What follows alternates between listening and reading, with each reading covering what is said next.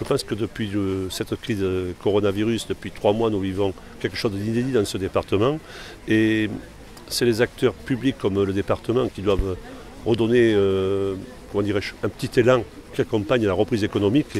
Et c'est pour ça que nous avons défini cette campagne d'attractivité après toutes les autres campagnes que nous avons faites. La première des actions que nous allons conduire, c'est l'action que nous avons conduire là, qui commence demain, avec cette campagne d'attractivité sur le département pour aller véhiculer l'image sur les moyens modernes de communication que sont aujourd'hui Internet, mais que sont aujourd'hui la télévision au travers de la météo que nous allons passer avant la météo et après la météo en Rhône-Alpes, mais qui sont aussi les journaux, qui sont aussi toute cette communication qu'on peut faire sur les différents supports dont on dispose pour faire en sorte qu'on ait un maximum de touristes qui viennent dans notre région et dans notre département.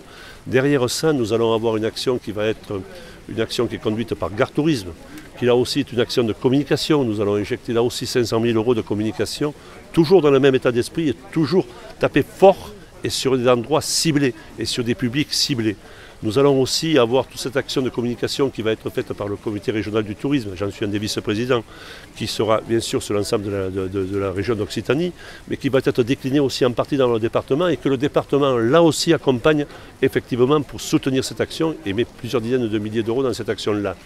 Et nous avons aussi l'action avec le plan local de la région, nous sommes associés avec eux pour faire en sorte que les acteurs touristiques qui connaissent des moments difficiles quand même, pas d'activité économique depuis 3 mois, pas de recettes mais des dépenses, pas d'activité du tout, donc nous devons les soutenir, besoin de trésorerie peut-être qu'ils ont, nous avons besoin de les soutenir peut-être en besoin d'investissements ponctuels qu'ils ont fait par rapport à ce virus, et nous devons le soutenir sur des investissements à plus long terme qui leur permettra d'avoir encore une image encore meilleure. Il s'avère que les acteurs touristiques que nous associons à la réflexion, c'est important ça de le dire, les acteurs touristiques que nous associons à la réflexion nous disent signalétique touristique, vous avez commencé, sortie d'autoroute sur un certain nombre de sites, et ça s'arrête là.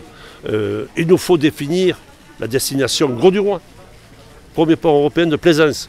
Il nous faut identifier clairement la destination Camargue, avec tous ces espaces naturels, cette faune et cette flore qui sont en Camargue. L'Uzège, le pont du Gard, les arènes de Nîmes, la Romanité, que sais-je encore. Donc vous aurez un visuel dans chaque porte de ville qui aura une... c'est un site remarquable du jour, on a je ne sais combien de villages de caractère. Tout ça doit être clairement identifié et c'est pour ça que cette signalétique touristique vient compléter tous les dispositifs que je vous ai dit avant. Honnêtement, dans ce département, mois d'octobre au mois de novembre, il fait très bon. Et donc nous avons là aussi ciblé une autre clientèle, qui n'est pas forcément celle de juillet et d'août, qui pourra venir chez nous, mais qui devra être aussi accompagnée d'actions culturelles. Parce qu'il faut aussi qu'ils trouvent de la distraction chez nous, ils trouvent des activités. Et donc tout ça fait partie de la politique du département.